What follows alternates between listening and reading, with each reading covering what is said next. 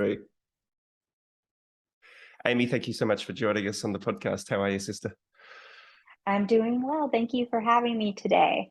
I'm so excited about this conversation because over the last few years, we've been through it. We're in it. We've Yes. maybe come out of it. I don't know. And and one of the big questions I've had is, and so many others have had, is what's being done about it? What is being done about?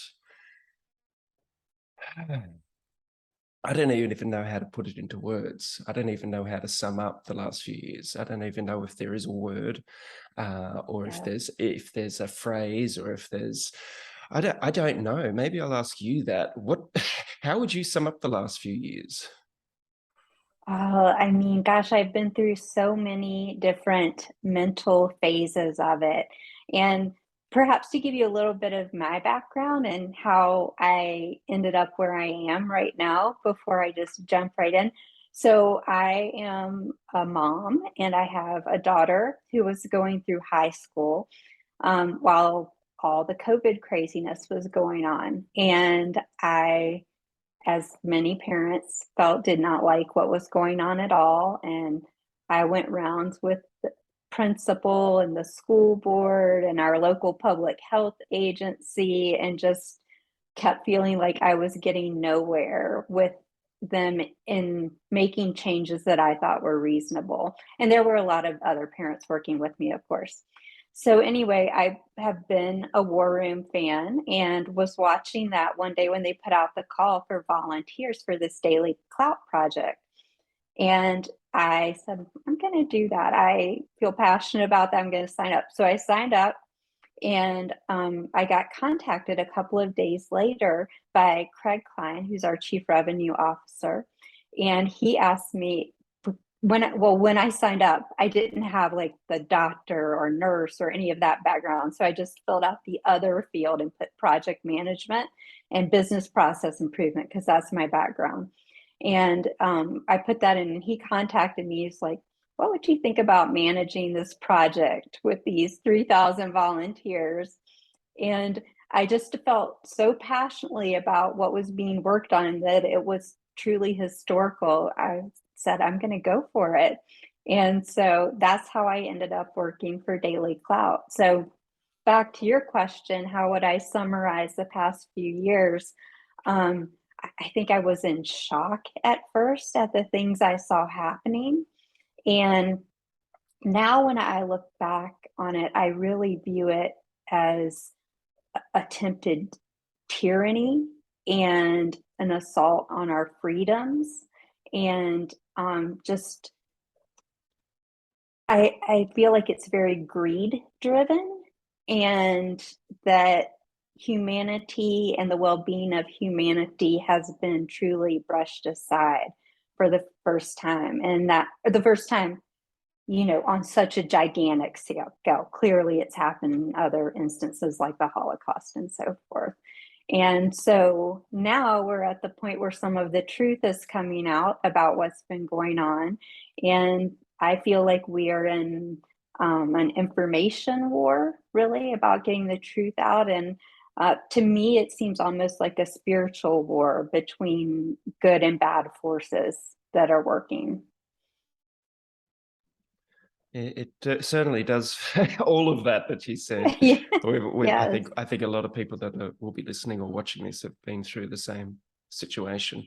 A lot of parents, a lot of people that have had to leave their jobs because Yes. they felt like it wasn't part of their journey to be Hmm. forcefully or coerced into taking a medical product. Yeah, and that in itself, I mean, it feels strange saying a medical product because medicine is meant to make us better. Yes. It's Heal. it's meant to help Yeah. us. It's meant to heal. It's meant to, yeah, it's meant to be proactive in that sense. And you mentioned a couple of things here that perhaps my or the listeners or viewers aren't um, up to speed with, which is the DailyClout and the War Room. So you said the War Room first, and for Yes. anybody that doesn't know what the War Room is, would you like to explain what that is, how long it's been going for roughly, and the power that that channel or podcast or program has? It's all of those things. And yes, it is a show that it does have a TV presence as well as a podcast presence. It's run by, or started and run by Steve Bannon. He has a crew that supports it as well, and it has an amazing international reach. And I think what is so powerful about that show is that it's very action oriented. One of the things he always says is there's no whining or crying, no tears in the war room. And that's because he means, you know, get over that and move forward and take action to make things better and make the changes that you want to see. So I believe the URL for it is warroom.org. And it's a very powerful show. And I highly recommend that everyone check it out. It has, to me, it's extremely positive. And one thing that I like about Stephen and the War Room is that he gets a wide variety of guests talking about many different topics, you know, which is what a great TV or educational program is, as well as a podcast. And you know, it always is. I'm always quite. I don't want to say surprised, but it gives me a good feeling when I see the types of people that he brings on to have a chat. Yes. And he's so open to talking with just about anyone on, like you said, a huge variety of topics. I always come away better informed when I'm able to watch it. And the DailyClout, let's just give an overview of what that is and how you're a part of this. Okay, you can access DailyClout at dailyclout.io. It is a civic tech company, is how it started. And Naomi Wolf, who is an author and a journalist that many people may be familiar with. If not, you can look her up, and she's written tons of bestsellers and all kinds of other things. It's a great Substack called Outspoken, if anyone wants to check that out. So she's the CEO. And I got involved, like I said, because she was on War Room when they were talking about the Pfizer documents being released by the Food and Drug Administration here in the US. And I believe Steve asked her if she would be willing to head up a project if volunteers were willing to volunteer. Volunteers would volunteer to go through the documents and analyze what was coming out. And she accepted that challenge. It was not at all what her company was designed around. And she got a gigantic response. We've had about 3,500 people sign up to participate. It's so good. And that brings me back to the original question when I started this, is so many people are looking for the answer of what, pretty much the answer of what can be done, what is being done. Will the last few years just be swept under the rug, so to speak? And we're at that point now where I mean, this is where I get a little unstuck. Like in this country, Australia, 80%, give or take, apparently have had 2 vaccines. And part of it is was that the agenda all along, just to get a certain percentage of the population, global population, to have this? And then because things seem to have dissipated in this country, no masks, no social distancing, no real cry anymore, coercion to get this vaccine. So then part of it is like, well, what was that about? That's my biggest question. What was that about? Why did they need to really push this vaccine so hard across so many countries? And we're seeing a lot of adverse reactions, not in everybody, from what I understand, and not straight away. So then what's happening in the world? Who is going to perhaps hold these companies or people or industries accountable for what's happening? And is it at all possible to hold these people accountable? And do they need to be held accountable? Oh, lots of questions there. Yes, I absolutely believe they need to be held accountable. As far as what it was about, I mean, we could theorize all day long. One of the things that always comes to mind when I think about that is I believe they wanted to see how compliant the population, the world population, would be. It seems clearly coordinated to me because the messaging was so similar across the entire, at least the entire westernized world, that there was an agenda behind it. And they learned that people were willing to be quite compliant, especially if you ratcheted down on activities they could or couldn't participate in doing if they were not willing to get vaccinated. So there's that. And I can't remember what you asked me right after that. If you could go back to that. Yeah, sure. One was, why do you think it was happening? And to be compliant certainly makes sense, but then to what end? Why would that be an experiment or a test? Because if that was just the experiment or the test, it's like, fuck, what's coming? Or because again, what was the purpose of this? So that was my first question, and then the second question is, what is being done, and should these people, can they be held accountable? Why should they be held accountable? Yes, as far as the purpose, I mean, for looking at it from an American perspective, at least, our government and the people who are in the government, as well as I'd say government aligned agencies, for example, the CDC, are so in bed with big pharma. And I think there is massive greed driving what's going on. And many people and entities have become very wealthy off of this rollout of the vaccine. And this opened the door for the opportunity for other such products to come out.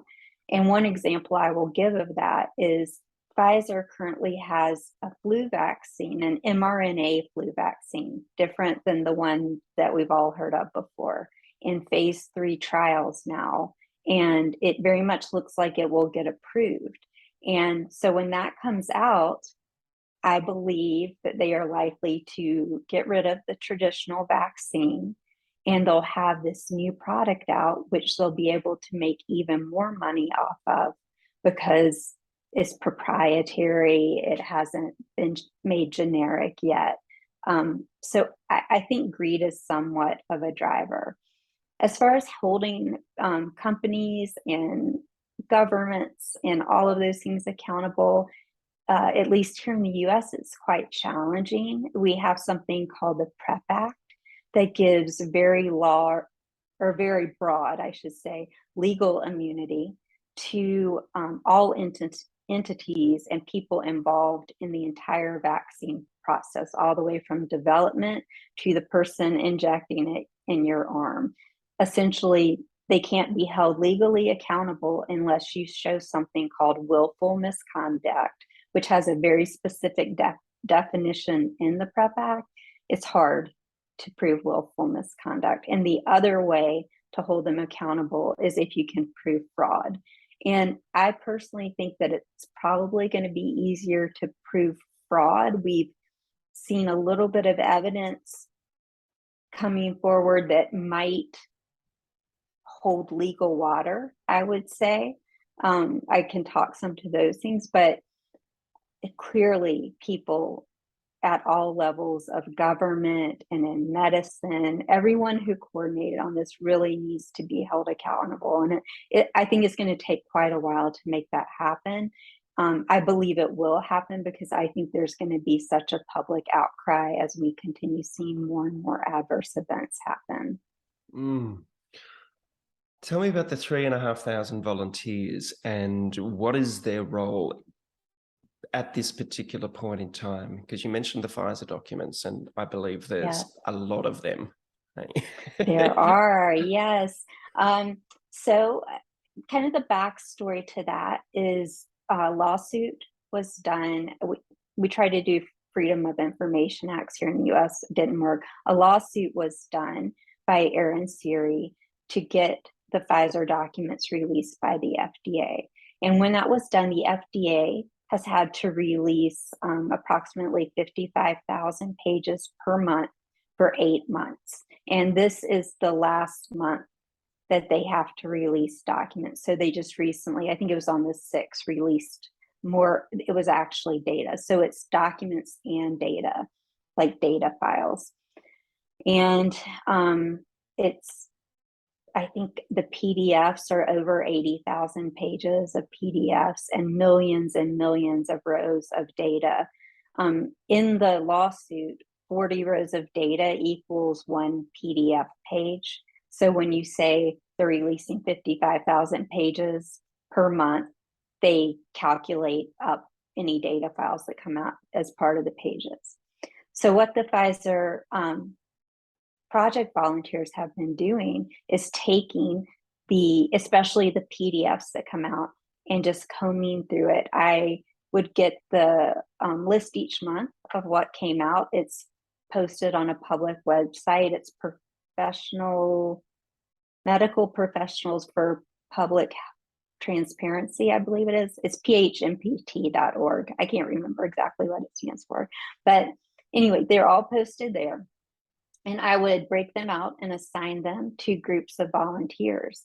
And they would comb through them. And we had a form set up where they could submit findings from the documents into a database. And we've collected all of those.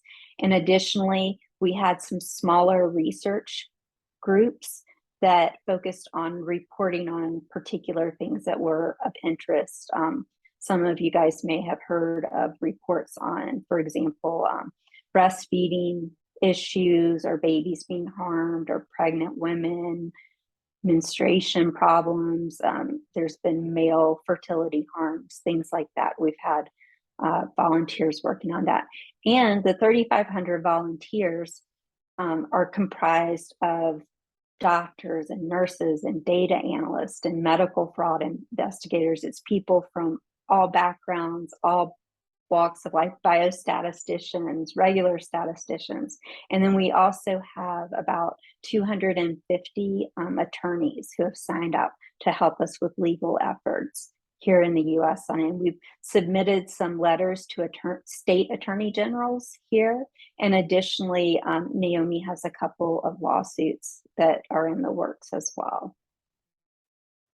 So it's a huge project. I mean, it's bewildering. It's overwhelming, the amount of information that has been produced from, say, Pfizer, as you're saying. Mm-hmm. How long did they have to produce? Like, where did this information come from? Was it just through the tests that they did? Tell me about the time frame here, if you can. Yes. So this is their clinical trial data. So it's everything from protocol documents to actual collections of forms that each trial participant had to fill out or have filled out by people working during the trial. It includes things like post-marketing documents, is what they call them, which is when they're looking at data after a vaccine has received emergency use authorization, and they're looking at the adverse effects that happen afterwards.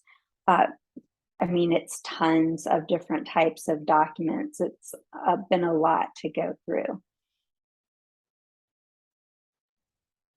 And is it overwhelming for you, or tell me about your take on all of this and your position to lead up such a huge project. Yeah, I mean, at first I was quite overwhelmed. I'd never managed a group that size or done anything like this. And, you know, crowdsourced research is really a pretty new concept, especially with such a big group. So, as I said, I assign out documents for people to go through, and the volunteers have been fantastic. They are such self-starters. And so I give those over to them, and they just go to work, and they come to me with questions if they have questions about it or any access problems. And I work with the different teams to talk with them about what they're finding, what information's coming out in certain releases that I think maybe we should focus on for report topics. A lot of times they come to me with topics and say, I think this is something we really need to focus on. So I do lead it, but I have so much support from them. I don't really feel like it's just me all up here doing it by myself. People have stepped up into kind of manager roles, I would almost call it, where they've organized themselves into even smaller groups, and they set up their own Zoom meetings to meet on a weekly basis and really drive themselves to get to the bottom of things. Yeah. So there's one beautiful thing that comes out of all this to me too is there are so many good people out there and passionate people and who want to do the right thing and get the truth out. And in what I'm doing, I don't see like the political divides going on or ideological divides. It's just people that are truth seekers and all want to come together to that end, and the other stuff is put aside. Beautiful. When you mentioned the truth, I mean, we know that people have had loved ones that have passed away since taking the vaccine. We know that for a fact, or have been injured. Yeah. And one of the things I've always been curious about is, where do these people go? I mean, I know that there's the VAERS in the United States as a place for people to be able to supply their information of what may have, or what some sort of harm or injury or potential death. Have they got a place to go to with what you're doing to tell their story? Or is this completely separate for people that have been vaccine injured or have had friends or family injured by these vaccines, or these shots, I should say? We've had a good many vaccine injured people contact us looking for representation of either themselves or a family member. And when we get those contacts, I work with the attorney group I talked about and try to match them up. It depends on finding an attorney who's in the right jurisdiction for them. So essentially here in the US, that means I need to find an attorney who's in the same state as the person who's looking for representation. So they are able to find some help that way. We have a government injury compensation program for vaccines, and one specifically for the COVID vaccines. But to my knowledge, here in the US, it hasn't paid out a single dollar yet. So that's unfortunate. So they are having a hard time, getting really what they deserve out of it. But I know there are a lot of groups that have formed. DailyClout hasn't really facilitated a vaccine injury group, but there are a lot of other groups that the volunteers take part in, especially the ones who are vaccine injured. One thing we have set up is I have a bunch of different groups set up on Signal for the volunteers. It was a way to facilitate them working together. And that has really turned into this amazing community where they communicate with one another and help one another and refer people to ones who may be able to help them. For example, if they're vaccine injured, they know of this doctor here or this nurse practitioner who may be willing to help. So I do feel like we have given them that community where they can come together and bring others in, such as vaccine injured individuals, to get help. I'm so impressed that doctors and nurses have stood up. I mean, when they take their Hippocratic oath, it's first do no harm. And I mean, looking at the big picture of what you and DailyClout and War Room are doing, is the goal to change the PrEP Act so that companies and pharmaceutical companies and individuals and institutions will be liable in the future, so that, I mean, one of the things I believe is, as you mentioned before, with the PrEP Act, no one can be held accountable except for Right. willful misconduct and the other thing that you mentioned. Mm-hmm. And so is the goal to change that legislation so that, because if that wasn't in place, perhaps these vaccines never would have been produced and pushed so difficult. I mean, it's the chicken, Mm-hmm. chicken thing or the egg, which one came first? Yeah. So Yeah. what is the intention here? Like, big picture thinking, is it for them to be able to keep producing vaccines, but they're like, yep, we're happy to produce them, but if there's a side effect, we'll take full responsibility? I mean, that would be fantastic, but just knowing how the government works here, I can't imagine that the PrEP Act will change in that way, because the reason it was put in place in the first place is because big pharma companies said we won't produce vaccines if we're going to be held liable for, the outcomes from those. So they're saying, well, we need these vaccines, whether it's a COVID vaccine or just any other vaccine, and they won't produce them if we don't give them this legal immunity. So I don't see them changing that. I would love that if that was the case, and that'd be a wonderful thing for people to work towards.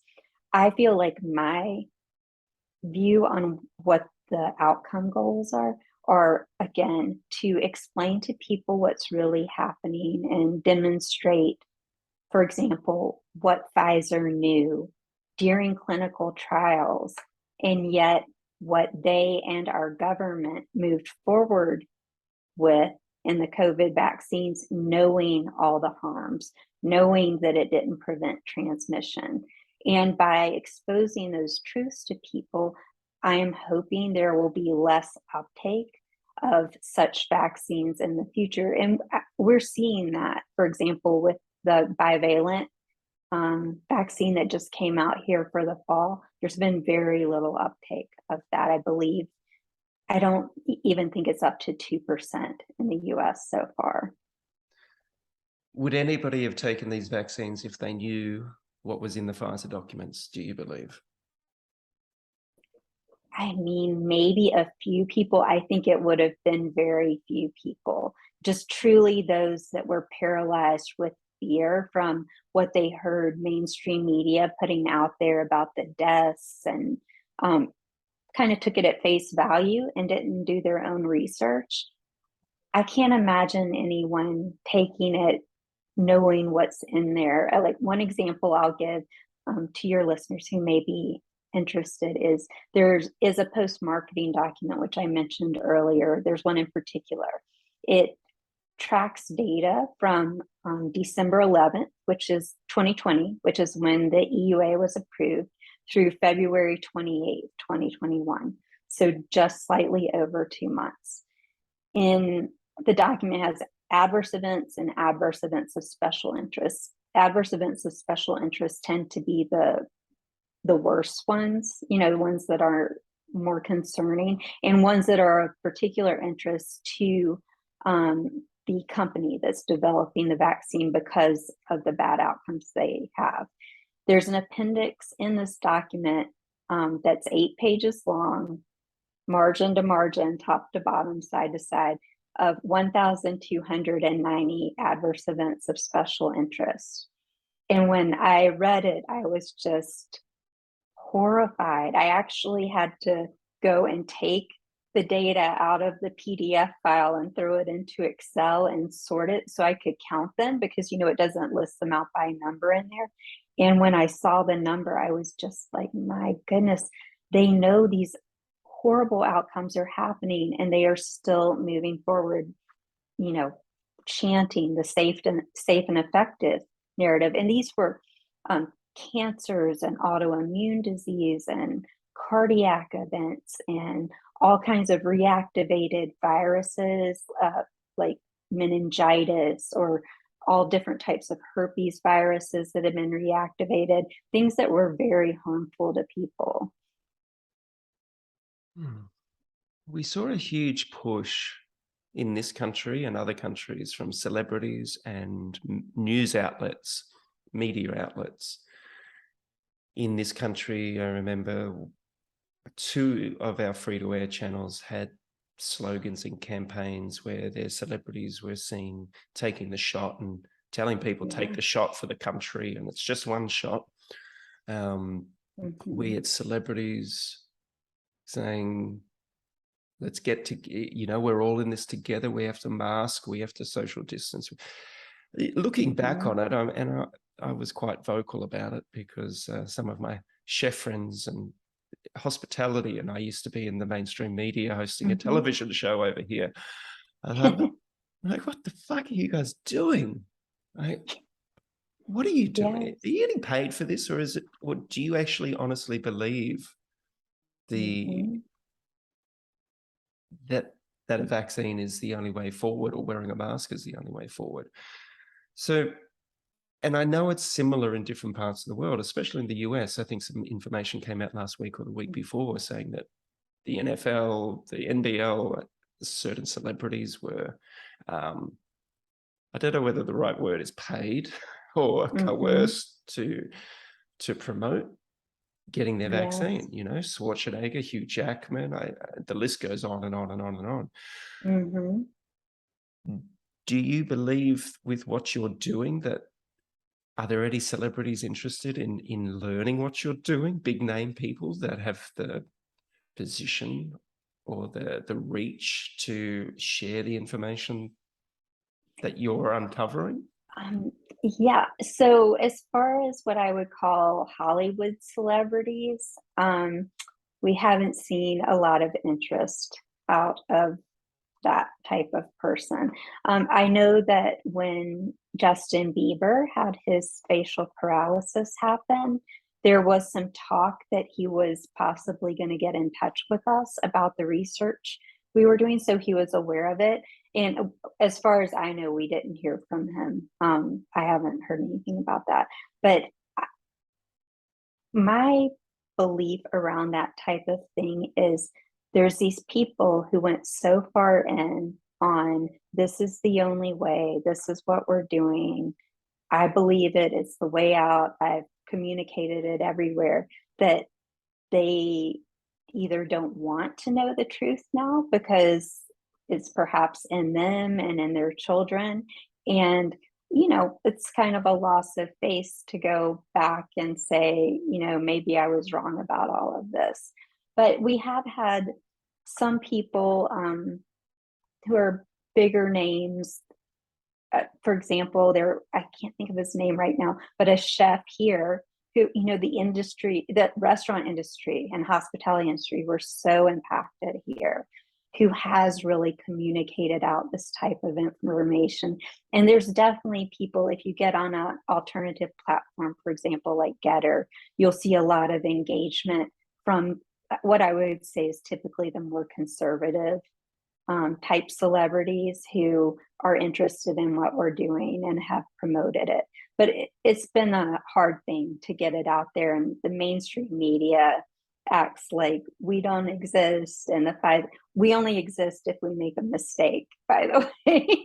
Then we're like, then we're top of mind. But otherwise, we don't exist, and the Pfizer documents don't exist. I'm always amazed when I talk just to everyday people that literally have never heard that the Pfizer documents have been released. Wow. Yeah. Wow. Mm-hmm. Now, what you said before about that there's no political sort of sides, or this isn't a political thing between Democrat or Republican, and within our DailyClout group. Yeah. Mm-hmm. And from my understanding, the history of Steve Bannon was he worked very closely with Trump for some time, and they're friends or buddies or acquaintances. I don't know the relationship that they have, but I know that Trump was he pushed Operation Warp Speed and was working, and he's talked about Pfizer and this, that, and the other. And it's, I mean, I was a big fan of Trump because he actually brought me into the political world. Before that, I didn't really take any notice, and I'm an Australian, but I was watching what was happening. I was like, oh, this is really interesting. It's quite Yes. quite entertaining, and then quite frightening, perhaps. If Hillary had have got into position, I don't know. Oh, You yeah. know, just my Mm-hmm. personal view. And I know that Trump was working closely with Fauci and Deborah Birx, Mm-hmm. and I've seen in the political realm people like Senator Rand Paul are really trying to go after Fauci Yes. in perhaps the best way that he can. I don't know, you know, is it all entertainment? Is it all smoke and mirrors? I don't know. Yeah. Mm-hmm. So I just wanted to just get your take on perhaps what the future is there for somebody like a Fauci or a Birx or even a President Trump, Donald Trump, for Mm-hmm. being a part of this. And yeah, I just find it so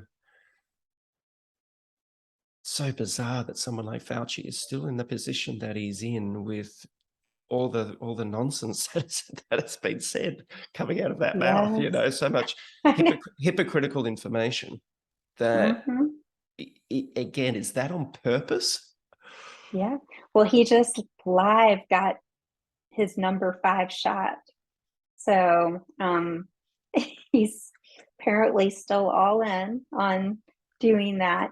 My hope is that if the power shifts here, we have midterm elections coming up in early November here, that there will be some efforts to hold people accountable. Fauci, in particular, he's lied before Congress. I mean, it's just documented blatant lies, and he needs to be held accountable for that.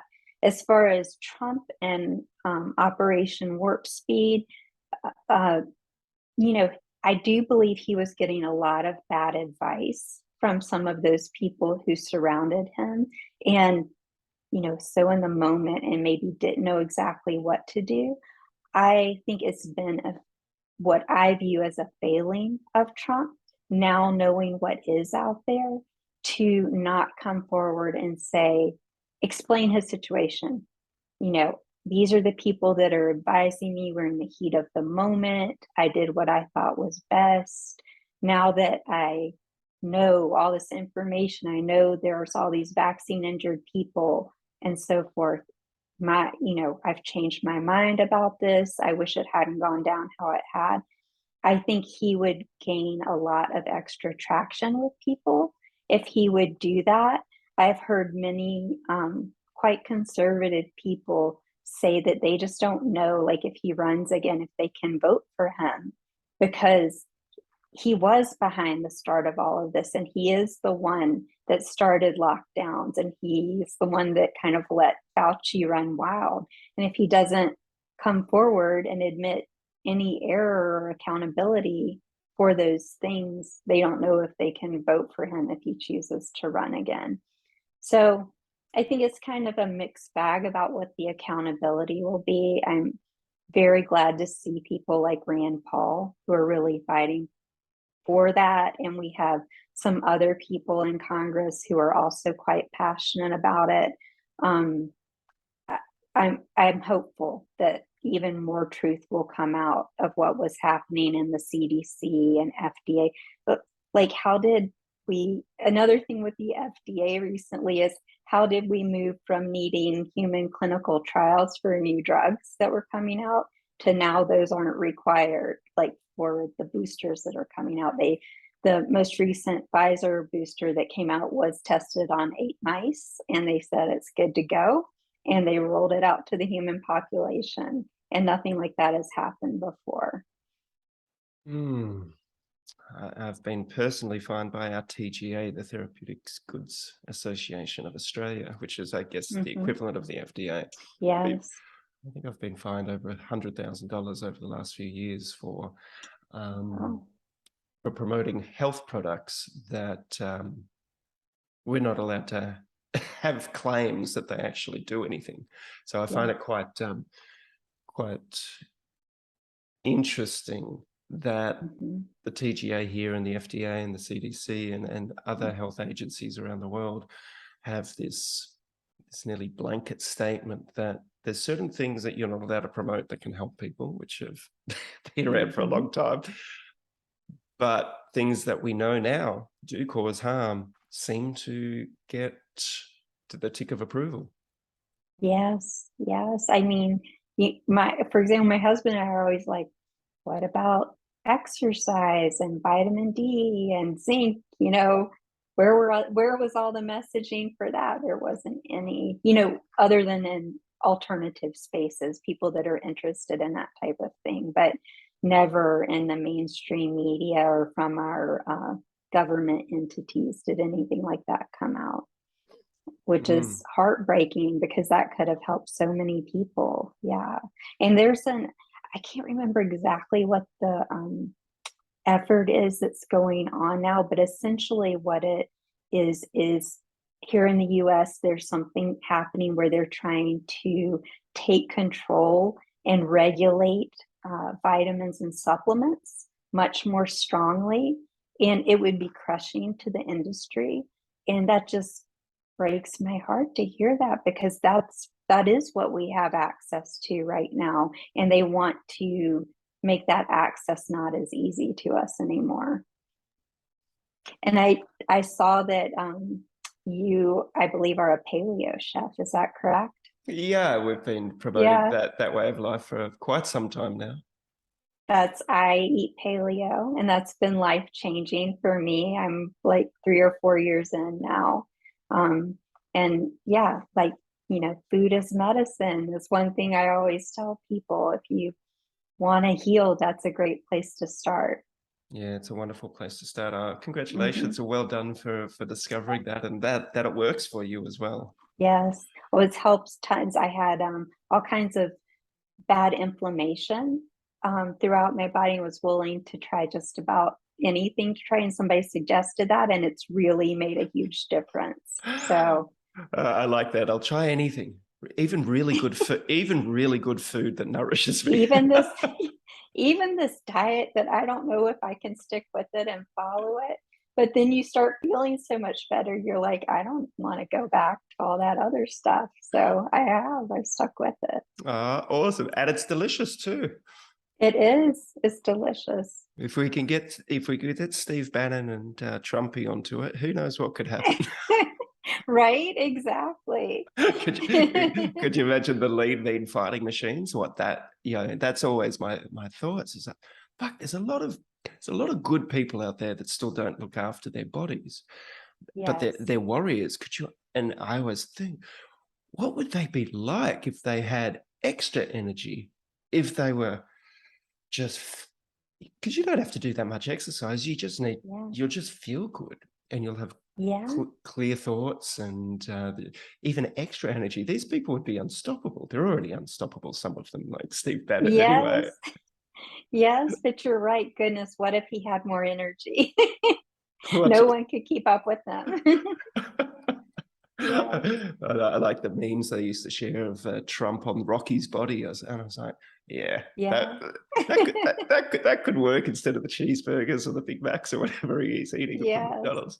But just the last thing on Steve as well is, so where's he at with the vaccines? Has he got a big question mark, or is he on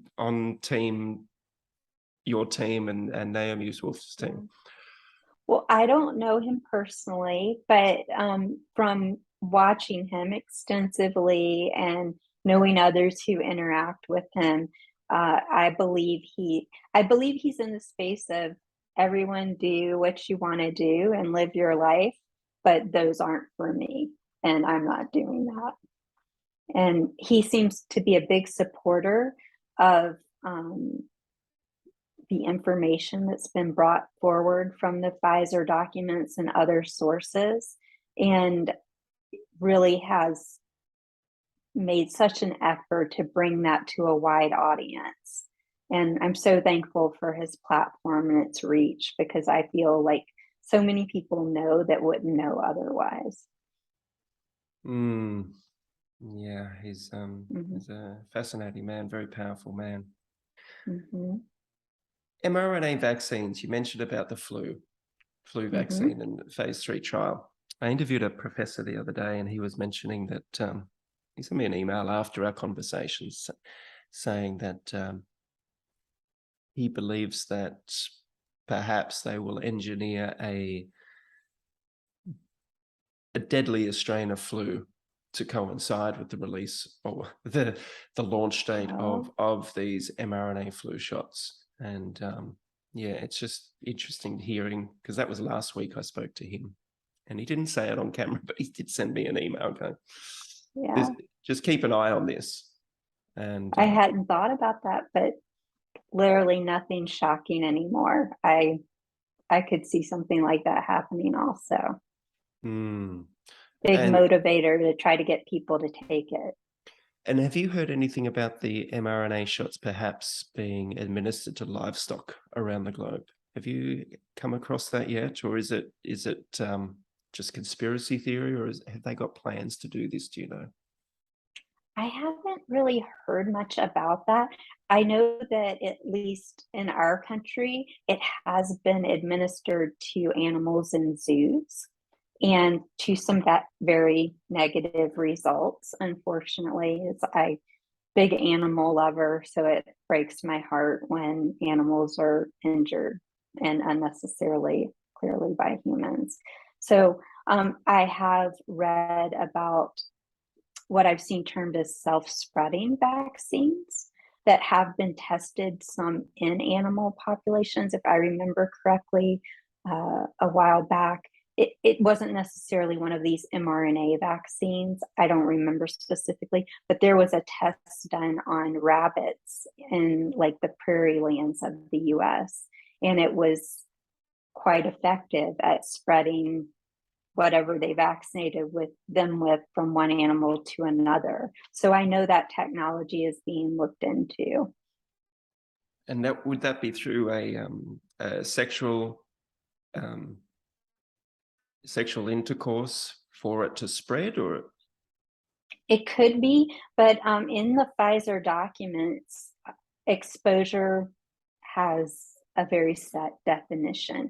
And the means of exposure are inhalation, skin to skin contact, and bodily fluids, including sexual intercourse. And they have all these protocols around what people can and can't do, or who are participating in the trial because of that. So I'm assuming, like, if they were testing in animal populations, that they would be looking for, especially like mammal populations similar to us, that they would be looking for that kind of transmission, the inhalation, skin to skin, and bodily fluids. Yeah, yeah. It's I mean, two fellow paleo people here that like to Mm-hmm. eat good quality meat. You know, that's I can say no to what goes into my body through a medical Mm-hmm. intervention, but then if it becomes mandatory for our livestock, then that creates a different scenario, and that's something that Yes. I think we need to keep an eye on, and make sure that doesn't happen, because who knows, does it get transferred into the meat, and if we eat it, does it become active in us? Who knows?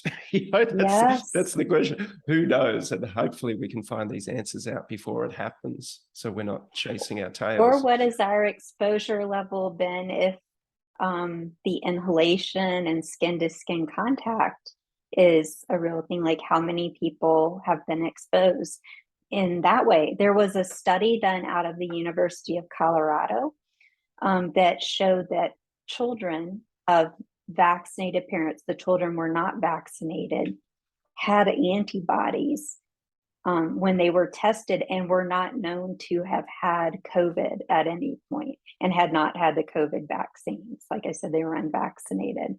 So there seems from that to be some valid evidence of shedding occurring.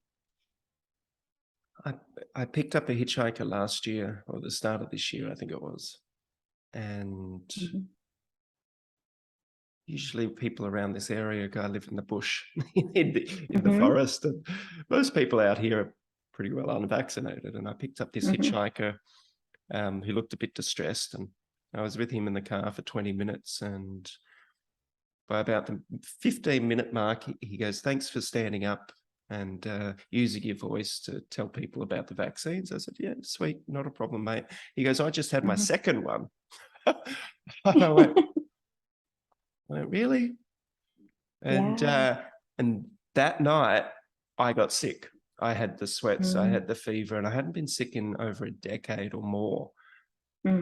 I was like, is this just a coincidence? Did I make myself sick because he told me that I just had that vaccine? Right? Or did something, because we were in a close vicinity in my car for 20 minutes talking. And he goes, "I just had it." I was like, you know, and did I become a hypochondriac and think, "Oh, fuck, I don't know. I don't know." I've heard lots of stories, direct stories from people like that, though, that's happened. So who knows? And who knows if we'll ever actually get the truth about something like that. But it's an interesting concept. I feel like there's probably some validity to it. Last question, with the legal action that's taking place, because you feel like that's apart from being able to share the information so that next time, if there is a next time, and we'll put a big if this ever happens again, that people will be less inclined to take something that hasn't been tested properly. With the lawsuits, though, how difficult do you believe it is to find a courtroom or a judicial house that is not corrupt, that would be happy to take this on? Does it have to go all the way to the Supreme Court, and can that be trusted? And if you don't feel like answering this, it's okay, because I'm putting you in a difficult situation maybe, but just your perception. I do think it's challenging to find a courtroom that will listen to the evidence without having prejudgments. And it's, at least here, it's more difficult in certain areas than it is in others. For example, you see a lot of lawsuits being brought in certain legal districts of Texas. And that's because they do tend to be more open-minded to types of things like this that are being presented.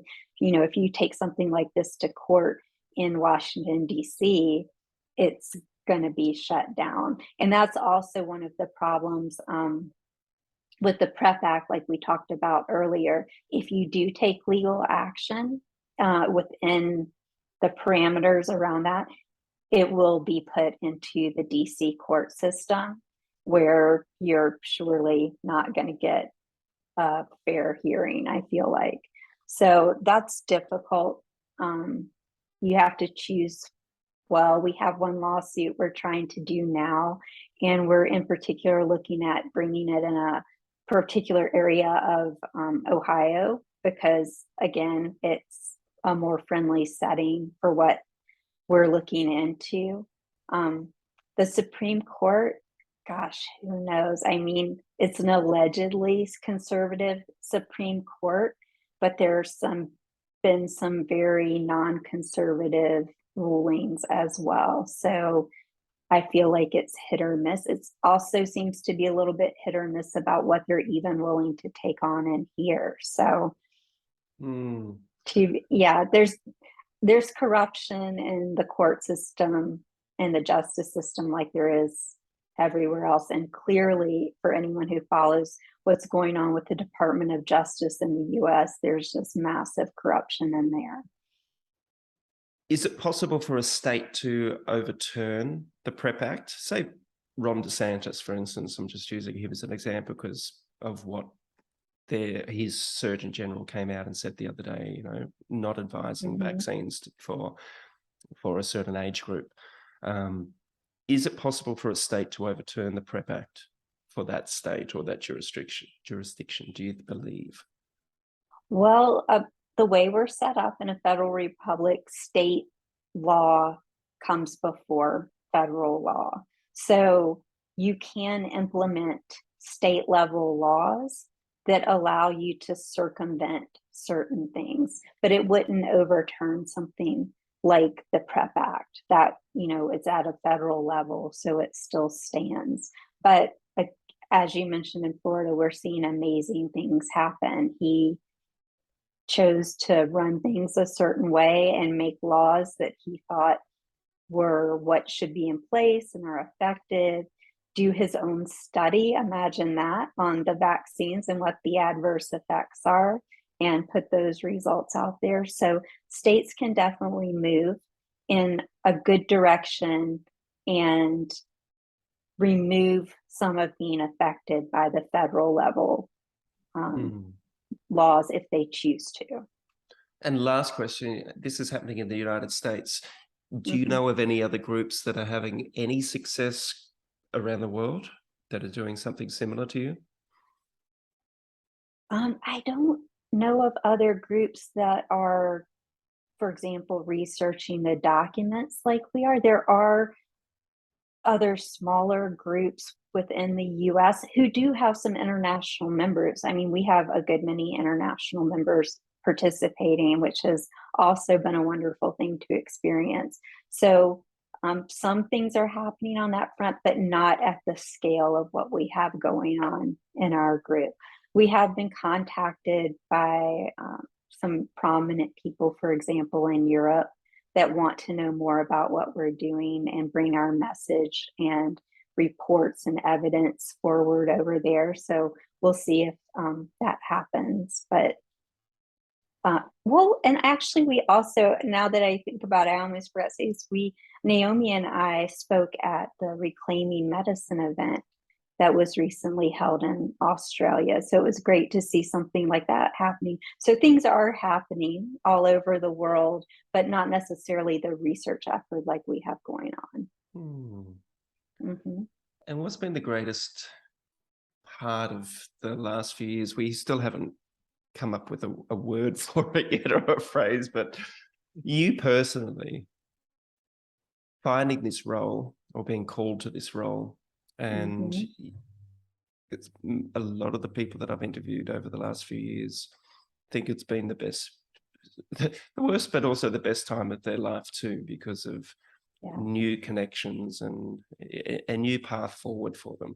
I'd like to hear about the positivity that you have discovered for yourself over the last few years. This has turned out to be an amazingly positive time, which I never dreamed I would say at the start of it. A few highlights are, as I said, my daughter was in high school. I got an amazing amount of time with her when I wouldn't have, and with, my husband, us as a family, when I wouldn't have gotten that otherwise. So that was such a blessing before she went off to college. And then also connecting with just an amazing network of people. It's given me so much hope. There's all these warriors all over the world who are fighting for the good. I never dreamed I would be in the position I'm in now and connecting with all of these people. I'm actually quite introverted as a person, and would have never dreamed, for example, I would be on here and doing public speaking and stuff like that. But I found something that I'm really passionate about. I feel like I've been given the opportunity to help others, and that's a wonderful blessing.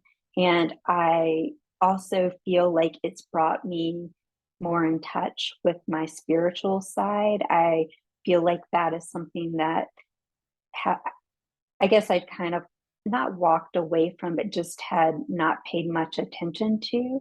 But as I said, I've observed that we're in this, what seems to me, good versus evil zone. And that has made me think a lot more about my relationship with God and the spiritual world, and been a huge positive for me as well. Oh, beautiful to hear, Amy.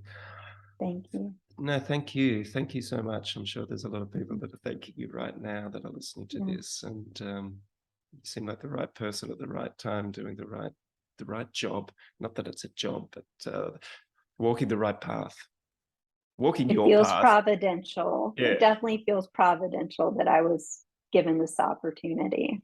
Well, I just want to tell you that I love you. Thank you so much. And thank you for spending an hour speaking to a paleo chef from the other side of the planet.